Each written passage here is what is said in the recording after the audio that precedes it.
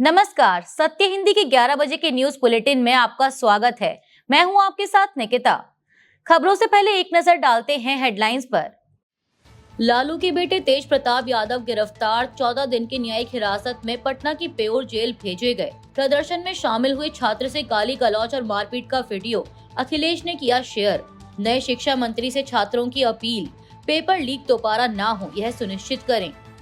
Saudi अरब में Aramco के तेल प्रतिष्ठानों पर हूती विद्रोहियों ने किया हमले का दावा।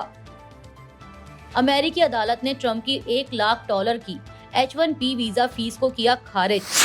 बिहार सरकार के पूर्व मंत्री और जनशक्ति जनता दल के प्रमुख तेज प्रताप यादव को शनिवार रात गिरफ्तार कर लिया गया। गिरफ्तारी के बाद उन्हें 14 दिन की न्यायिक हिरासत में पटना की पेयोर जेल भेज दिया गया।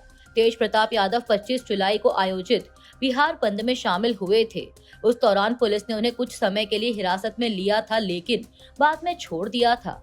हालांकि शाम को पुलिस ने उन्हें पटना के एक मॉल से दोबारा हिरासत में लिया और नौबतपुर थाने ले गई। देर रात उन्हें मजिस्ट्रेट के सामने पेश किया गया, जिसके बाद जेल भेज दिया गया। उनके वकील का कहना है कि अब तक केवल अरेस्ट मेमो दिया गया है, जबकि FIR की कॉपी उपलब्ध नहीं कराई गई। तेज प्रताप यादव पर सरकारी काम में बाधा डालने और धारा 109 समेत अन्य धाराओं के तहत मामला दर्ज किया गया है। गौरतलब है कि तेज प्रताप यादव ने हाल ही में सोशल मीडिया के जरिए कॉकरोच जनता पार्टी के फाउंडर अभिजीत दीपके से बिहार में आंदोलन करने की अपील की थी। समाजवादी पार्टी प्रमुख अखिलेश यादव ने सोशल मीडिया पर एक वीडियो शेयर कर बीजेपी और उसके सहयोगियों पर हिंसक व्यवहार का आरोप लगाया है। वीडियो में एक शख्स प्रदर्शन में शामिल 2 छात्रों के साथ गाली गलौज और मारपीट करता दिखाई दे रहा है। हालांकि उस व्यक्ति की राजनीतिक या संगठनात्मक पहचान की आधिकारिक पुष्टि नहीं हुई है।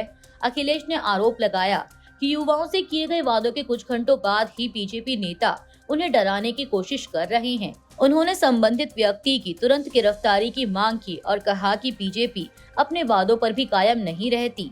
यह बयान ऐसे समय आया है जब सरकार और CJP के बीच सहमति बनने के बाद आंदोलन वापस लेने का ऐलान किया जा चुका है। हिंदुस्तान टाइम्स की एक रिपोर्ट के मुताबिक पेपर लीक पर सख्ती बढ़ाने के लिए केंद्र सरकार सोमवार को बड़ा संशोधन विधेयक पेश करेगी। प्रस्तावित कानून के तहत पेपर लीक और परीक्षा में गड़बड़ी करने वालों को कम से कम 5 साल और अधिकतम 10 साल की जेल, साथ ही 50 लाख रुपए तक का जुर्माना हो सकता है। संगठित अपराध के मामलों में 10 साल तक की सजा और 10 करोड़ जुर्माने का प्रावधान रखा गया है। सर्विस प्रोवाइडर पर 5 करोड़ तक का जुर्माना और 8 साल तक परीक्षा से जुड़ा काम करने पर रोक लग सकती है। बिल में जांच के लिए स्पेशल टास्क फोर्स और सुनवाई के लिए फास्ट ट्रैक कोर्ट बनाने का प्रस्ताव है। जांच 2 महीने में पूरी करनी होगी, जबकि चार्जशीट दाखिल होने के 3 महीने के भीतर सुनवाई पूरी करने का लक्ष्य रखा गया है। सरकार का कहना है कि इससे परीक्षा प्रणाली अधिक पारदर्शी और भरोसेमंद बनेगी। धर्मेंद्र प्रधान के इस्तीफे के बाद आंदोलन में शामिल छात्रों ने नए शिक्षा मंत्री से बड़े सुधारों की उम्मीद जताई है। प्रदर्शनकारी छात्रों का कहना है कि केवल मंत्री बदलने से काम नहीं चलेगा, बल्कि पूरी शिक्षा व्यवस्था में बदलाव जरूरी है। छात्रों ने 3 प्रमुख मांगे रखी। पहली, पारदर्शी परीक्षा प्रणाली। दूसरी, सस्ती और गुणवत्तापूर्ण शिक्षा। और तीसरी, सरकारी स्कूलों और प्राथमिक शिक्षा को मजबूत बनाया जाए। छात्रों ने कहा कि पेपर लीक जैसी घटनाओं पर स्थायी रोक लगनी चाहिए और सभी स्कूलों में पर्याप्त शिक्षकों की नियुक्ति हो। उन्होंने सरकारी स्कूलों में स्किल डेवलपमेंट, प्रतियोगी परीक्षाओं की बेहतर तैयारी और शिक्षा पर बजट बढ़ाने की भी मांग की। कई छात्रों ने कहा कि शिक्षा महंगी होती जा रही है और इसे हर बच्चे की पहुंच में लाना सरकार की जिम्मेदारी है। तेलंगाना के मुख्यमंत्री रेवंत रेड्डी ने युवाओं को लेकर बड़ा राजनीतिक प्रस्ताव दिया है। उन्होंने घोषणा की कि राज्य सरकार विधानसभा में एक प्रस्ताव लाएगी जिसमें लोकसभा और विधानसभा चुनाव लड़ने की न्यूनतम उम्र 25 साल से घटाकर 21 साल करने की मांग की जाएगी। इसके लिए अगस्त के पहले हफ्ते में विधानसभा का विशेष सत्र बुलाया जाएगा। रेवंत रेड्डी ने कहा कि जब 21 साल का युवा IAS बन सकता है और स्थानीय निकाय चुनाव लड़ सकता है, तो वह सांसद या विधायक क्यों नहीं बन सकता। उन्होंने कहा कि राहुल गांधी और मल्लिकार्जुन खड़गे इस मुद्दे को संसद में उठाएंगे। रेवंत रेड्डी ने नीट छात्र आंदोलन की भी सराहना की और दावा किया कि इसी दबाव के कारण धर्मेंद्र प्रधान को इस्तीफा देना पड़ा। उन्होंने प्रदर्शनकारी छात्रों पर दर्ज मामले वापस लेने और प्रभावित परिवारों को मुआवजा देने की भी मांग की। मिडिल ईस्ट में तनाव एक बार फिर खतरनाक स्तर पर पहुंच गया है। यमन के हूती विद्रोहियों ने दावा किया है कि उन्होंने सऊदी अरब के जीजान और यनबू स्थित सऊदी अरामको के तेल प्रतिष्ठानों को निशाना बनाया है। हालांकि सऊदी सरकार ने इसकी आधिकारिक पुष्टि नहीं की, लेकिन सोशल मीडिया पर सामने आए वीडियो में जिजान स्थित अरामको रिफाइनरी से काला धुआं उठता दिखाई दिया, जिससे वहां हमले की आशंका जताई जा रही है। रिपोर्टों के मुताबिक सऊदी एयर डिफेंस ने यमन से दागी गई बैलिस्टिक मिसाइलों को मार गिराया। विश्लेषकों का मानना है कि हाल ही में हुए ट्रम्प सऊदी परमाणु समझौते के बाद यह हमला एक बड़ा राजनीतिक संदेश भी हो सकता है। दरअसल हूथियों को ईरान समर्थित संगठन माना जाता है। वहीं इस बढ़ते तनाव ने रेड सी और होर्मुज चल्डमरू मध्य जैसे अहम समुद्री मार्गों की सुरक्षा पर चिंता बढ़ा दी है। विशेषज्ञों का कहना है कि अगर संघर्ष और बढ़ा तो वैश्विक तेल आपूर्ति, शिपिंग और दुनिया भर की अर्थव्यवस्था पर इसका बड़ा असर पड़ सकता है। अमेरिका में ट्रंप प्रशासन को H-1B वीजा मामले में बड़ा झटका लगा है। बोस्टन की फेडरल अपील कोर्ट ने नए H-1B वीजा पर $1 लाख की फीस फिर से लागू करने की उनकी कोशिश को खारिज कर दिया। इससे निचली अदालत का फैसला बरकरार रहेगा। कोर्ट ने माना कि ट्रंप प्रशासन ने अपने अधिकार क्षेत्र से बाहर जाकर कार्रवाई की और एडमिनिस्ट्रेटिव प्रोसीजर एक्ट का उल्लंघन किया। यह मामला 20 डेमोक्रेटिक राज्यों की याचिका के बाद सामने आया था, जिन्होंने इस फीस को कांग्रेस की मंजूरी के बिना लगाया गया गैर कानूनी टैक्स बताया। अब अदालत के फैसले के बाद फिलहाल H-1B वीजा पर पहले वाली फीस ही लागू रहेगी। H-1B वीजा हर साल 65,000 कुशल विदेशी कर्मचारियों और यूएस की एडवांस्ड डिग्री वाले आवेदकों के लिए अतिरिक्त 20,000 वीजा भी देता है। पहले नियोक्ताओं को H-1B स्पॉन्सर करने के लिए करीब $2 से $5,000 फीस देनी पड़ती थी। ट्रंप का कहना था कि यह कदम अमेरिकी कर्मचारियों की नौकरियां बचाने के लिए जरूरी है, जबकि राज्यों ने अदालत के फैसले को शिक्षा, हेल्थ केयर और रिसर्च जैसे अहम सेक्टरों के लिए बड़ी राहत बताया। केंद्रीय शिक्षा मंत्री धर्मेंद्र प्रधान के इस्तीफे और सरकार द्वारा कॉकरोच जनता पार्टी यानी CJP को यह भरोसा दिलाने के कुछ घंटों बाद कि प्रदर्शन और उससे जुड़ी हिंसा के सिलसिले में दर्ज FIR वापस ले ली जाएंगी, दिल्ली पुलिस ने कहा कि आगे की कार्रवाई के लिए सरकार से आधिकारिक सूचना का इंतजार करेंगे। दरअसल सरकार ने CJP से बातचीत में प्रदर्शनकारियों पर दर्ज मामलों को वापस लेने का भरोसा दिया है।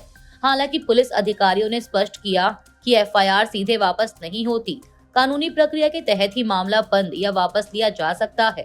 बता दें कि 20 से 23 जुलाई के बीच दिल्ली पुलिस ने प्रदर्शन और हिंसा से जुड़ी 15 FIR दर्ज की थी। पुलिस के अनुसार झड़पों में 129 सुरक्षा कर्मी और 60 से अधिक प्रदर्शनकारी घायल हुए। पहली FIR में हत्या के प्रयास, दंगा, सरकारी कर्मचारियों पर हमला और सार्वजनिक संपत्ति को नुकसान पहुंचाने जैसी धाराएं शामिल हैं। पुलिस ने हिंसा के पीछे कथित बड़ी साजिश की जांच शुरू की है और 15 टेराबाइट से ज्यादा वीडियो फुटेज, सोशल मीडिया गतिविधियों और फंडिंग नेटवर्क की भी जांच कर रही है। दिल्ली पुलिस कमिश्नर अनुराग कुमार से मुलाकात के बाद CJP ने आंदोलन को लेकर बड़ा बयान दिया है। पार्टी के राष्ट्रीय प्रवक्ता आशुतोष शांका ने कहा कि बैठक सकारात्मक रही और पिछले दिनों की सभी घटनाओं पर विस्तार से चर्चा हुई। उन्होंने कहा कि 20 जुलाई की घटना दुर्भाग्यपूर्ण थी, लेकिन पूरे आंदोलन के दौरान दिल्ली पुलिस का सहयोग भी मिला। शांका ने दावा किया कि आंदोलन की सभी प्रमुख मांगे मान ली गई हैं। उन्होंने कहा कि प्रदर्शनकारियों के खिलाफ दर्ज FIR वापस लेने और भविष्य में नए मामले दर्ज नहीं करने का आश्वासन दिया गया है। धर्मेंद्र प्रधान के इस्तीफे पर शांका ने इसे लोकतंत्र की जीत बताया और कहा कि यह केवल एक मंत्री के इस्तीफे की नहीं बल्कि नागरिकों के अधिकारों की जीत है। उनके मुताबिक 37 दिनों तक चला यह छात्र आंदोलन देश के लोकतांत्रिक इतिहास में एक महत्वपूर्ण पड़ाव के रूप में याद रखा जाएगा। नीट UG पेपर लीक विवाद के बीच बड़ा राजनीतिक घटनाक्रम सामने आया। राष्ट्रपति द्रौपदी मुर्मू ने धर्मेंद्र प्रधान का इस्तीफा स्वीकार कर लिया है। इसके बाद बीजेपी के वरिष्ठ नेता और धारवाड़ से 5 बार सांसद प्रहलाद जोशी को नया केंद्रीय मंत्री बनाया गया। धर्मेंद्र प्रधान ने अपने इस्तीफे में कहा कि उन्होंने नीट मामले की पूरी जिम्मेदारी ली। जांच CBI को सौंपी गई, परीक्षा दोबारा कराई गई और अगले साल से परीक्षा CBT मोड में होगी। उन्होंने कहा कि देश भर में बने हालात और छात्रों के आंदोलन का फायदा राष्ट्र विरोधी ताकतें न उठाएं, इसीलिए उन्होंने पद छोड़ा है। वहीं CJP ने इसे अपने आंदोलन की बड़ी जीत बताया। धर्मेंद्र प्रधान के इस्तीफे के बाद प्रहलाद जोशी ने केंद्रीय शिक्षा मंत्री का पदभार संभाल लिया है। नई जिम्मेदारी मिलने पर उन्होंने प्रधानमंत्री नरेंद्र मोदी का आभार जताया। जोशी ने कहा कि वह इस जिम्मेदारी को पूरी निष्ठा और विनम्रता के साथ निभाएंगे तथा प्रधानमंत्री के मार्गदर्शन में अपनी पूरी क्षमता से काम करेंगे। उन्होंने कहा कि पिछले 12 सालों में मोदी सरकार ने कई ऐतिहासिक उपलब्धियां हासिल की हैं और शिक्षा क्षेत्र में सुधार का काम आगे भी जारी रहेगा। प्रहलाद जोशी ने धर्मेंद्र प्रधान के कार्यकाल की भी सराहना की। उन्होंने कहा कि प्रधान के नेतृत्व में नई शिक्षा नीति 2020 लागू हुई और शिक्षा क्षेत्र में 100 से अधिक बड़े सुधार किए गए। जोशी ने कहा कि देश हित में लिया गया प्रधान का इस्तीफा उनके योगदान को कम नहीं करता। उन्होंने आगे कहा कि देश के विकास के रास्ते पर हमारी मुलाकात फिर होगी। प्रहलाद जोशी फिलहाल उपभोक्ता मामले, खाद्य एवं सार्वजनिक वितरण तथा नवीन एवं नवीकरणीय ऊर्जा मंत्रालय की जिम्मेदारी भी संभाल रहे हैं। अभी के लिए इस बुलेटिन में सिर्फ इतना ही। 2 बजे फिर हाजिर होंगे देश दुनिया की बड़ी खबरों के साथ। तब तक के लिए देखते रहिए सत्य हिंदी। नमस्कार।